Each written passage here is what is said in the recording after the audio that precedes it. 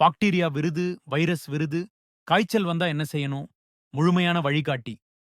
வணக்கம் நண்பர்களே! நலமா இருக்கீங்களா? நம்ம எல்லாருக்குமே ஒரு பெரிய சந்தேகம் இருக்கும். காய்ச்சல் வந்தா ஆன்டிபயாடிக் குடிச்சு தூங்குப்பா, சரியா போயிடும் ன்னு பாட்டிங்க சொல்லுவாங்க. ஆனா, உண்மையிலேயே எல்லா காய்ச்சலுக்கும் ஆன்டிபயாடிக் வேலை செய்யுமா? அந்த காய்ச்சலுக்கு காரணம் வைரஸா? இல்ல பாக்டீரியாவா? 2க்கும் ஒரே மருந்து தானா? தெரியாம நாம ஏதாவது பெரிய பிழை செஞ்சுட்டு இருக்கோமா? இந்த கேள்விகள் எல்லாத்துக்கும் விடை காணத்தான் இன்னைக்கு நாம வைரஸ் மற்றும் பாக்டீரியா இவங்க 2 பேரையும் பக்காவா ஒப்பிட்டு பார்க்க போறோம். இந்த வீடியோவ முழுசா பாருங்க. உங்களுக்கு புதுசா நெறைய விஷயங்கள் புரியும். வைரஸ் விருது, பாக்டீரியா விருது. அடிப்படை வித்தியாசம். முதல்ல இவங்க 2 பேருக்கும் இருக்கிற அடிப்படை வித்தியாசத்தை பார்க்கலாம். வைரஸ். வைரஸ் என்பது உயிரில்லாதது போல நடக்கும் ஒரு விசித்திரமான பொருள்.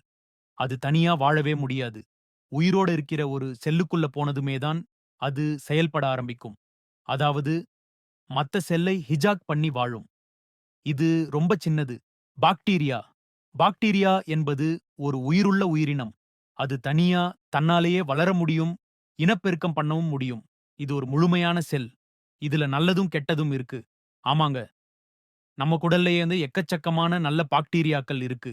அவைதான் நம்ம செரிமானத்துக்கு உதவுது. தெளிவான ஒப்பீட்டு அட்டவணை இப்போ. ஒரு சின்ன ஒப்பீட்டு அட்டவணை மூலமா இதோட முக்கிய வித்தியாசங்களை இன்னும் சுலபமா பார்க்கலாம். Virus, bacteria. சடபட உயிரா? இல்லை. ஆம் சபளவு ரொம்ப சின்னது. கொஞ்சம் பெரியது. வளர்ச்சி.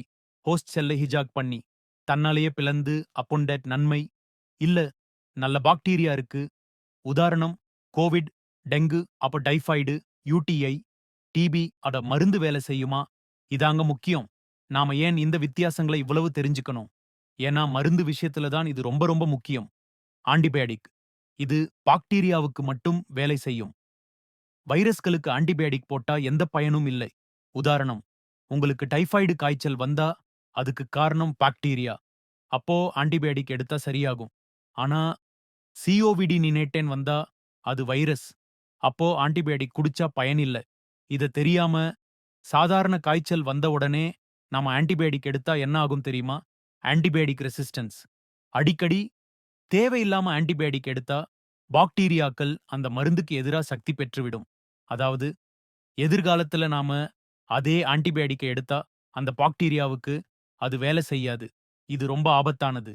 நம்ம உடம்புக்குள்ள இருக்கிற நல்ல பாக்டீரியாக்களும் இதனால பாதிக்கப்படலாம். உடல் அறிகுறிகள் சரி, அறிகுறிகள வச்சு நம்மளால இது வைரஸா, பாக்டீரியாவான்னு கண்டுபிடிக்க முடியுமா? ஒரு அளவுக்கு தான். வைரஸ் அறிகுறிகள். ஒரு குறிப்பிட்ட இடத்துல வீக்கம் சீழ்கட்டி வெளியேறுதல் குறிப்பிட்ட தொற்று அறிகுறிகள். உதாரணத்துக்கு சிறுநீர் பாதையில வலி. ஆனா வெறும் கண்ணாலயோ, அறிகுறிகள வச்சோ நாம கன்ஃபார்ம் பண்ண முடியாதுங்க. டாக்டர் மட்டும் தான் இத கன்ஃபார்ம் பண்ண முடியும். அவங்க ரத்த பரிசோதனை, சிறுநீர் பரிசோதனை, கல்ச்சர் டெஸ்ட் மூலமா எதுன்னு கண்டுபிடிப்பாங்க. என்ன தெரிஞ்சிருக்கணும்? அதனால காய்ச்சல் வந்தா நாம என்ன செய்யணும்னு தெரிஞ்சுக்கோங்க. காய்ச்சல் வந்த உடனே சுய வைத்தியம் செய்யாதீங்க. உங்களுக்கு காய்ச்சல் வந்தா தயவு செஞ்சு டாக்டர பாருங்க. டாக்டர் சொல்ற தேவையான டெஸ்ட் எடுத்து, அவங்க பரிந்துரைக்கும் மருந்த மட்டும் பின்பற்றுங்க. மெடிக்கல் ஷாப்ல யாரு சொன்னாங்கன்னு தெரியாம மருந்து வாங்கி சாப்பிடாதீங்க. வானமழை சின்ன வயசுல சொல்லாத உண்மை. நாம சின்ன வயசுலயே ஒரு விஷயத்த மறந்துட்டோம். மழை வந்தா சளி பிடிக்கும். அது கோடைக்கால வைரஸ் தாங்க அப்படின்னு சாதாரணமா சொல்லுவாங்க. ஆனா சளிக்கு பெரும்பாலும் காரணம் வைரஸ். ஆனால் பாக்டீரியான்னு நம்ம நினைச்சிட்டு ஆன்டிபயாடிக் எடுத்துருவோம். வைரஸ் இது ஒரு செல்லுக்குள் போய் அதை அட்டாக் பண்ணி அந்த செல்லை தனக்கு சாதகமா பயன்படுத்திக்கிட்டு பரவும்.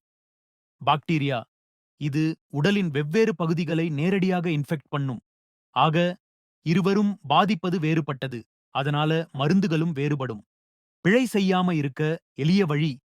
நாம எந்த பிழையும் செய்யாம நம்மள பாதுகாத்துக்க ஒரு எளிய வழி இருக்கு. காய்ச்சல் வந்தா டாக்டர் பாருங்க.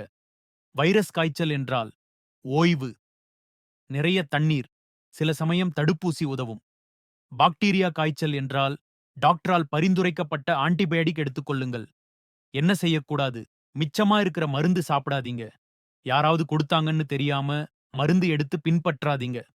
இதன் முடிவு கடைசியா ஒண்ணு மட்டும் புரிஞ்சுக்கோங்க நண்பர்களே. காய்ச்சல்னா எல்லாமே ஒரே மாதிரி இல்ல. வைரஸ்க்கு ஒரு வழி, பாக்டீரியாவுக்கு வேற ஒரு வழி. இந்த அடிப்படை வித்தியாசத்த நாம தெரிஞ்சுக்கிட்டா மட்டும் தான், நம்ம உடம்பையும், நம்ம சமூகத்தையும் பாதுகாப்பா வச்சுக்க முடியும். உண்மையா தெரிஞ்சுக்கோங்க. அறிவோட தான் பாதுகாப்பு. இந்த வீடியோ உங்களுக்கு புடிச்சிருந்தா, லைக் பண்ணுங்க, ஷேர் பண்ணுங்க, சப்ஸ்கிரைப் பண்ணுங்க. உங்க அறிவ மேம்படுத்துங்க. மறுபடியும் இன்னொரு பயனுள்ள வீடியோவில் சந்திக்கலாம். நன்றி.